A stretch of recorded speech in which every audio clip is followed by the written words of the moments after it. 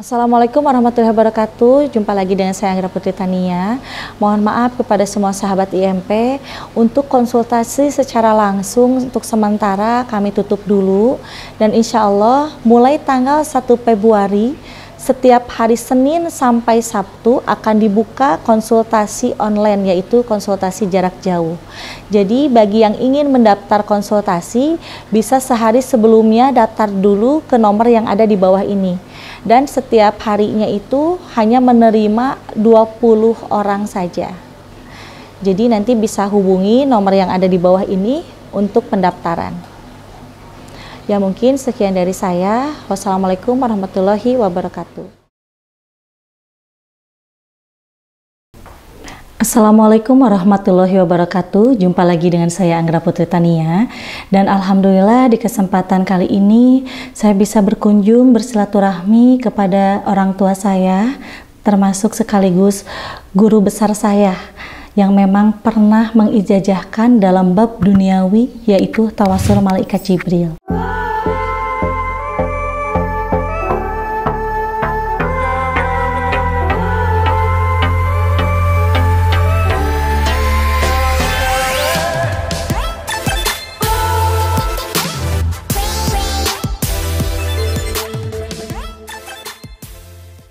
Ya mungkin langsung saja saya akan memperkenalkan. Beliau adalah Mama Kiai Haji Sobirin. Ini beliau. Beliau adalah pimpinan dari pesantren Al-Huda. Beliau adalah salah satu guru besar saya yang mengijazahkan bab duniawi, yaitu tawasul malaikat Jibril. Dan saya pun juga pernah di sini singgah sampai 7 hari 7 malam berpuasa melakukan amalan tersebut, dan alhamdulillah atas izin Allah ada ijabahnya. Ya inilah beliau, Mama Kiai Haji Sobirin. Iya, saya sendiri, namanya Kiai Haji Ahmad Sobirin, pimpinan Pondok Pesantren Al-Huda. Inilah anak saya, murid saya, yang insya Allah beliau itu sanggup. Semua murid saya banyak, tetapi yang dikasih itu hanya beliau yang berhasil. Maka saya bangga. Udah berapa lama nggak kesini teh Neng? Neng teh udah lumayan tahunan ya, Mang ya nggak kesini. Iya. Ya alhamdulillah semua atas izin Allah dan sababiahnya Mang Haji sendiri yang sudah mengijazahkan ke Neng. Alhamdulillah atas izin Allah diberikan kelancaran dan kemudahan. Neng juga sangat berterima kasih kepada Mang Haji sudah mau untuk mengijazahkan tawasul malaikat Jibril waktu itu ke Neng. Alhamdulillahirabbil alamin. Syukur alhamdulillah, mudah-mudahan semuanya ini mendapat berkah dari Allah Subhanahu wa taala. Jangan hanya sekadar di sini di alam dunia yang sifatnya untuk ditinggalkan.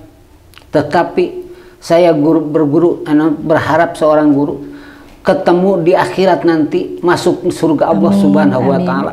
Sehingga semua orang yang mendapat petunjuk dari Neng, mudah-mudahan semuanya izin Allah masuk surga. Amin. Itulah amin. harapan saya. Amin. Iya, Mang Haji, mohon maaf sebelumnya kedatangan Neng ke sini. Kesatunya itu silaturahmi ya, dan keduanya ingin sharing dalam perihal pencerahan agama untuk kepada sahabat IMP dan semua penonton yang ada di sini, supaya nanti kita bisa memberikan penerangan kepada orang-orang yang gelap. Iya. Mungkin siapa tahu ada yang mau ditanya oleh Mang Haji. Iya. Yang Pak Haji mau tanyakan sama Neng, ada banyak orang bilang tentang kesesatan Nabi Muhammad dalam kebaikan. Hal ini memang sangat kaget dengan orang. Kenapa punya sikap amat punya berpikiran buruk punya terhadap Rasul berpikiran ya? buruk sama beliau.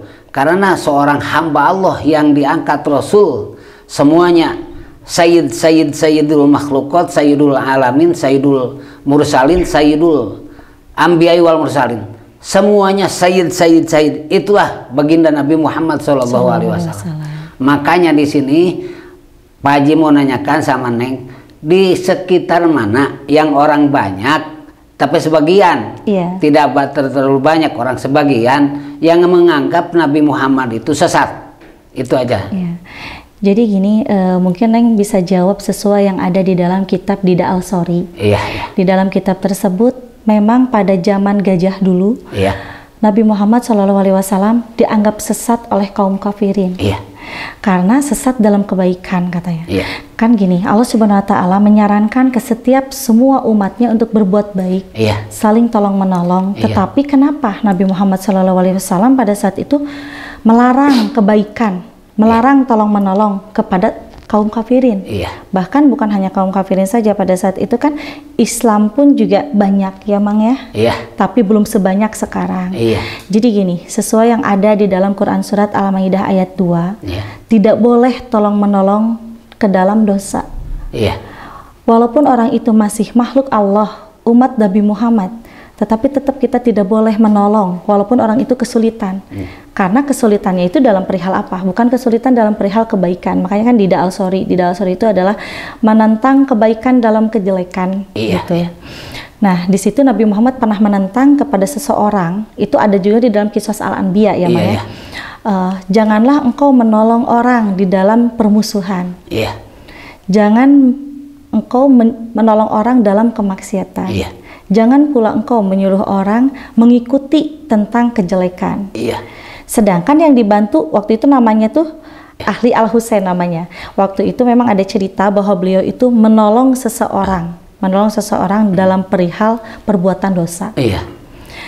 Karena orang itu sedang kesusahan, ingin mempunyai rezeki dari cara yang haram, Iya. akhirnya ditolong, diberikanlah fasilitas untuk dia bisa Iya. masuk ke dalam hal tersebut. Iya. Ternyata ditentang oleh Nabi Muhammad. Iya. Tidak boleh, itu sesat. Iya. Kata beliau, saya menolong, kenapa dibilang sesat? Mungkin kalau menolong kepada seseorang yang hasilnya akan dipakai kebaikan, itu boleh, kata Kanjeng Rasul. Iya. Tapi itu kan engkau memfasilitasi ke dalam keburukan, kemurkaannya Allah. Iya. Kebaikan pun ada yang disebut dengan sesat. Iya. Nah, akhirnya di situ kaum kafirin menganggap bahwa Nabi Muhammad SAW itu sesat karena Iya. tidak boleh saling tolong menolong, tidak boleh memfasilitasi kebaikan yang dibawa ke dalam kejelekan. Iya. Gitu. Iya. Iya, jelas, Neng, jelas insya Allah. Pak Haji jelas dengan segala keterangan apa yang dilontarkan sama Neng, Iya. sama Pak Haji juga setuju tuh, Neng. Setuju. Orang-orang kafir teh menganggapnya seperti itu Iya. kepada Rasulullah, karena Rasulullah menolong nate seperti itu, yaitu untuk dilakukan inilah. Ya kan ada empat hal ya, Mang. Iya, iya. 4 hal yang menurut orang itu baik, tetapi menurut Kanjeng Rasul itu salah. Iya. 1 hal, kita mengikuti perintah dari seseorang untuk menjauhi dan memusuhi orang. Itu masuk ke dalam golongan ajub. Iya, Itu iya. nggak boleh. Iya. Yang kedua, kita memfasilitasi kemaksiatan orang lain, itu masuk ke dalam golongan ida. Iya. Iya. Ida atau ido ya Ido, dibacanya. ido. Itu tidak boleh karena bisa mendapatkan diri kita itu membusuk dengan Iya. hukum Allah, Iya. murkanya Allah. 3, kita tidak boleh memberikan pertolongan kepada orang untuk bisa membunuh orang lain. Contohnya gini, kita memberikan pertolongan untuk memfasilitasi, misalkan kita menjual alat senjata tajamnya, Iya. dan ternyata alat senjata tajam itu dipakai untuk membunuh seseorang. Iya. Itu tidak boleh karena akan 2 kali lipat Iya. dosanya daripada orang tersebut. Yang keempat, itu masuk ke dalam uzubal. Uzubal itu masuk ke dalam golongan yang paling berat, yaitu dengan kita menyuruh seseorang untuk menjelekan dan menggibahkan Iya. orang soleh. Itu nggak boleh. Iya.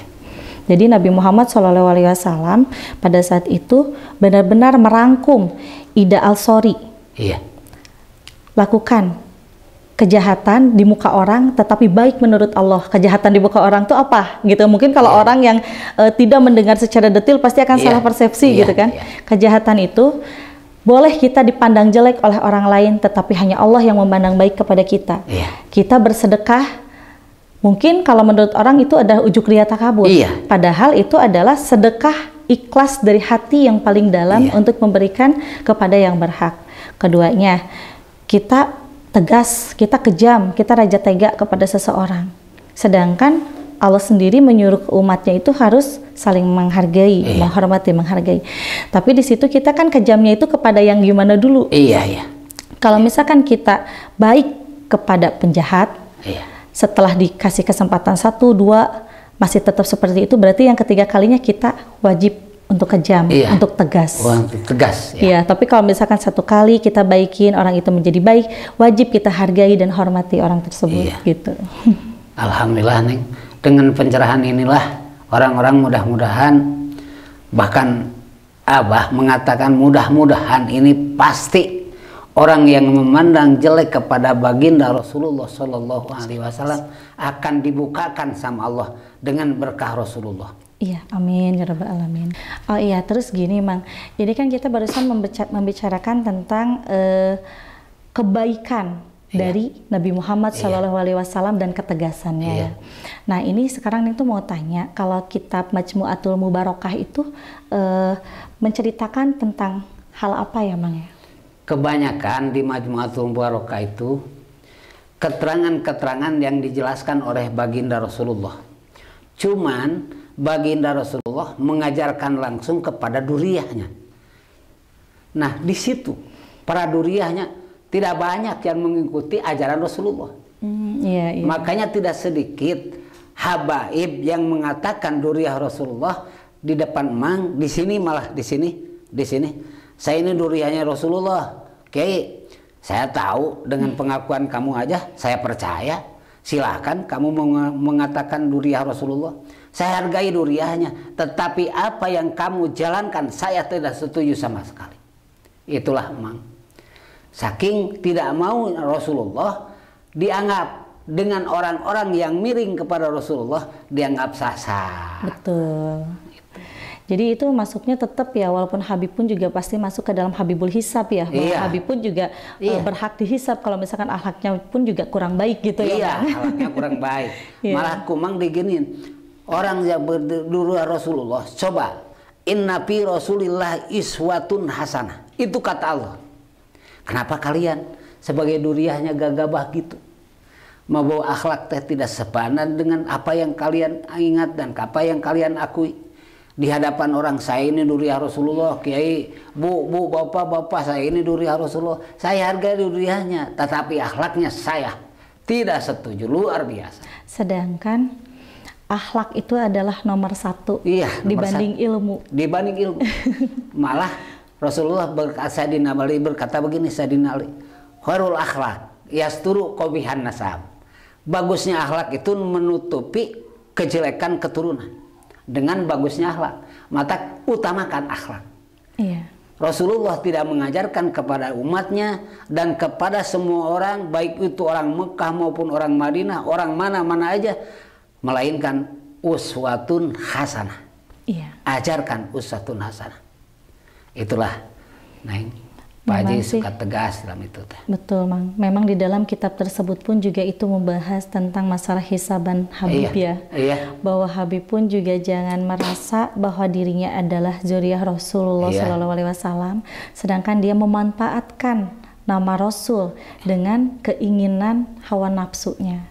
Sedangkan hawa nafsu yang dimiliki oleh zuriyah dari Rasulullah SAW itu kan harus benar-benar sidik, patonah amanah. Amanah, harus seperti itu. Jadi sekarang emang sih kayaknya sudah termakan oleh zaman juga gitu ya Bang ya. Di sini kita juga bukan menjelekkan, tetapi di sini kita memberikan saran kepada seluruh zuriyah dari Nabi Muhammad SAW untuk bisa menjaga akhlak beliau. Itulah. Karena sebelum kita ingin dihargai dan dihormati, kita harus bisa menghargai dan menghormati diri kita sendiri. Sayangi dulu kita sendiri. Betul. Sebelum menghargai dan menyayangi orang lain, sayangi dulu diri kita sendiri. Kenapa? Sayang kepada diri sendiri berarti menyayangi semua duriyah Rasulullah, termasuk hamba-hamba Allah. Itulah yang ada dalam keterangan yang mengetemukan.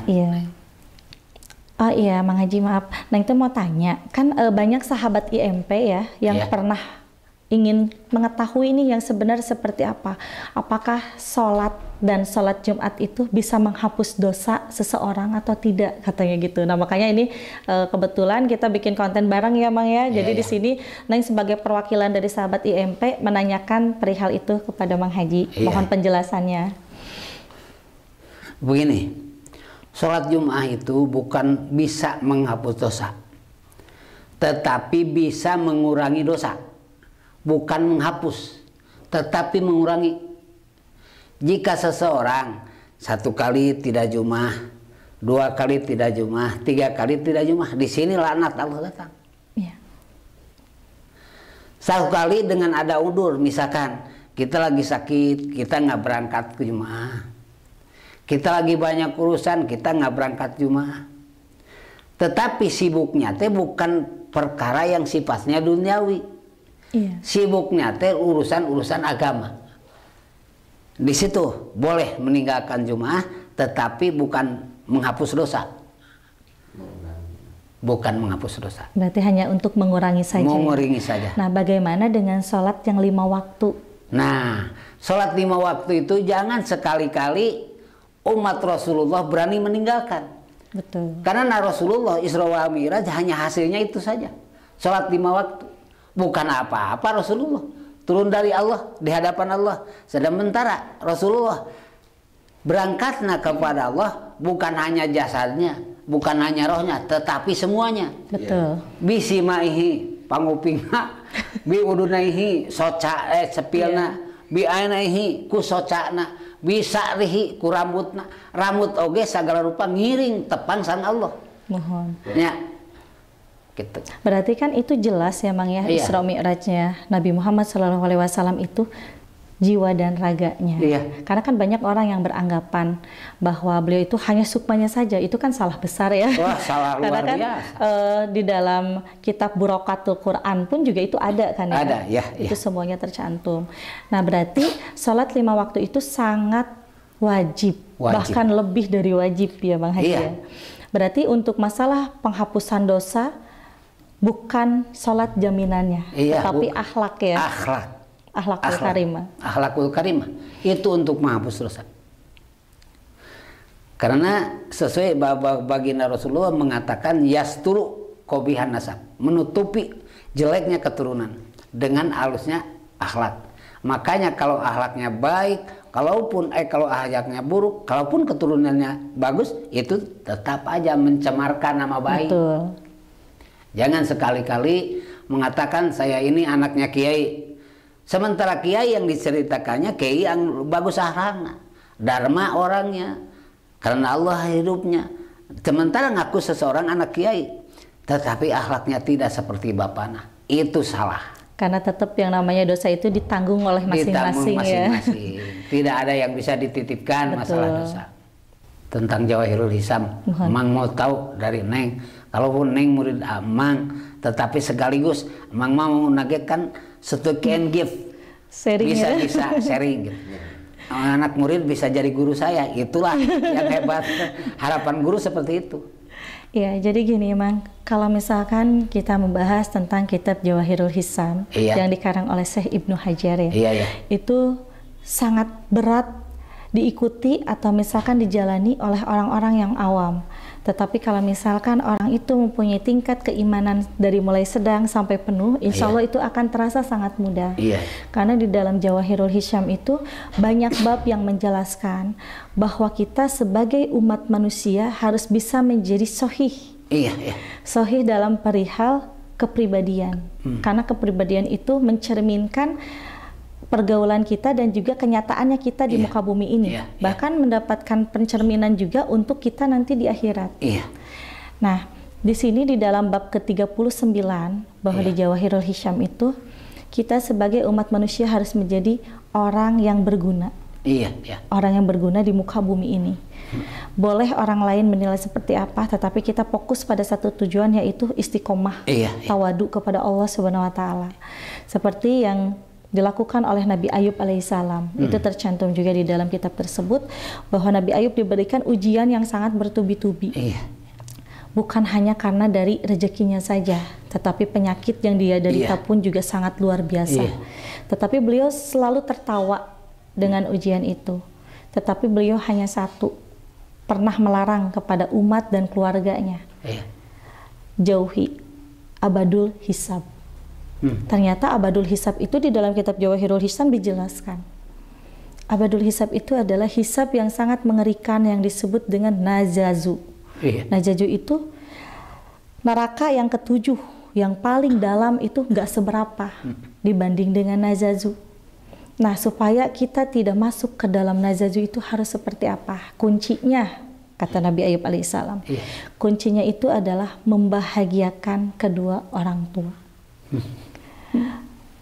Jadi bagi sahabat IMP yang masih punya kedua orang tua, tolong dijaga, dihormati, dihargai.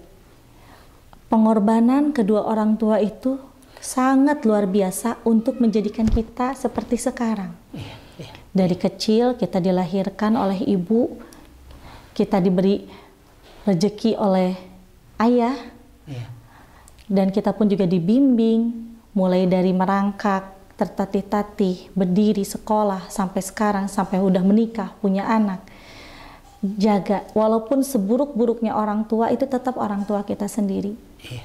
Perlu kita setiap hari, bila perlu setiap detik, memohon ampunan dari kedua orang tua kita, agar senantiasa kita diberikan ampunan oleh Allah Subhanahu wa Ta'ala. Karena kan yang namanya dosa itu masuk ke dalam nazaju itu udah luar biasa. Nauzubillahi min dzalik ya.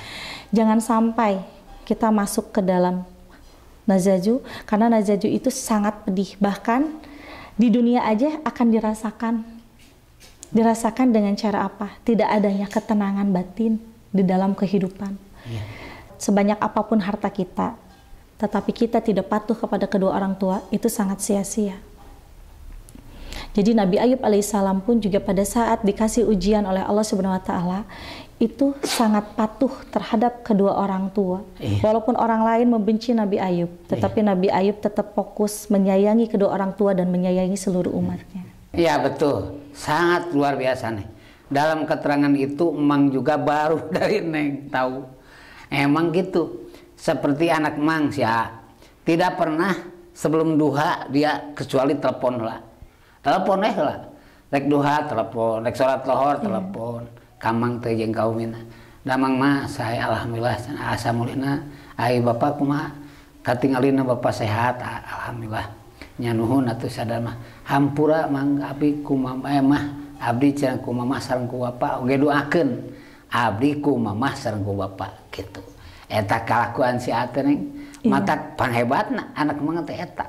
Karena kan sayangnya Allah terhadap kita. Jikalau kita bisa menjadikan orang tua kita itu menjadi raja dan ratu. Itu. Dan bahkan senyumnya orang tua itu bisa kita tuh mendapatkan pahala 105 kali lipat yang diberikan oleh Allah Subhanahu wa Ta'ala di dalam kitab Jawahirul Hisab. Pasti seperti itu nih. Senyumnya orang tua dengan dasar dibungahkan ku anaknya, itu adalah senyum yang tembus mulai dunia sampai akhirat. Bisa menggoyangkan aras makan. Betul. Insya Allah seperti itu. Bisa menggoyangkan aras. Kenapa? Karena senyum orang tua kayak marahnya orang tua. Betul. Seperti itu aja. Karena marahnya orang tua kalau memang benar kita salah, itu bisa menghilangkan 40 pahala puasa. Jadi nauzubillahi min dzalik, jangan sampai kita membuat orang tua kita murka dan marah kalau misalkan kita posisinya dalam posisi yang salah, kita cepat-cepat memohon ampunan kepada kedua orang tua kita. Untuk sahabat IMP, barangkali yang masih kena ada orang tua atau sudah tidak ada orang tuanya, sudah meninggal, minimal datanglah ke kuburannya. Di situ minta, baca doa di situ. Dengan doa mana? Allahumma gfir lahuma warham lahuma, gitu aja. Kalau nggak bisa doa-doa yang lain, cukup dengan Allahumma gfir lahuma warham lahuma wa'ati lahuma wadilhuma azanata malabror, gitu aja. Nah, terus kan di bab 40-nya ya Mang ya, itu tuh ada tentang pertanyaan di dalam kitab tersebut. Bagaimana dengan orang tua yang menelantarkan anaknya? Gitu. Sedangkan kita harus hormat kepada kedua orang tua. Tetap, walaupun orang tua itu menelantarkan anaknya, anak tersebut tetap harus hormat. Karena itu tetap orang tua kita. Justru di situ kita punya tugas untuk bisa menyadarkan kedua orang tua kita. Kalau misalkan kedua orang tua kita itu menelantarkan, di situ butuh kesabaran. Yang memang kesabarannya itu harus ekstra ya. Karena dengan kita menyadarkan orang tua, itu pasti dianggapnya itu wah durhaka. Kalau Sundanya mama matahan cenaka kolot gitu ya. Padahal kan kita itu nggak memandang siapapun. Yang salah ya perlu kita tegur. Tidak mengenal orang tua atau Iya, siapa. tidak mengenal orang tua atau siapa. Yang penting menegurnya itu dengan cara yang halus, dengan cara yang baik, sesuai di tempat yang sesuai. Betul, sesuai syar'i Islam lah, Iya. gitu. Ya alhamdulillah Neng, Amang sudah cukup jelas keterangan dari Jawahirul Lisan. Iya. Yang memang tidak mendapatkan kitab-kitabnya acan, ayeuna datang Neng kadi silaturahmi emang jadi tahu. Alhamdulillah, mudah-mudahan semuanya yang mendengar dan melihat tentang konten ini kembalilah ke jalan Allah dan kembalilah ke jalan Allah juga Rasul. Hormati orang tua sesuai firman Allah. Mudah-mudahan semua yang melihat mendapat pertolongan dari Allah Subhanahu wa taala. Amin ya rabbal alamin. Ya sahabat IMP, mungkin pembahasan kali ini cukup sekian. Saya beserta Mang Haji pamit undur diri. Wassalamualaikum warahmatullahi wabarakatuh.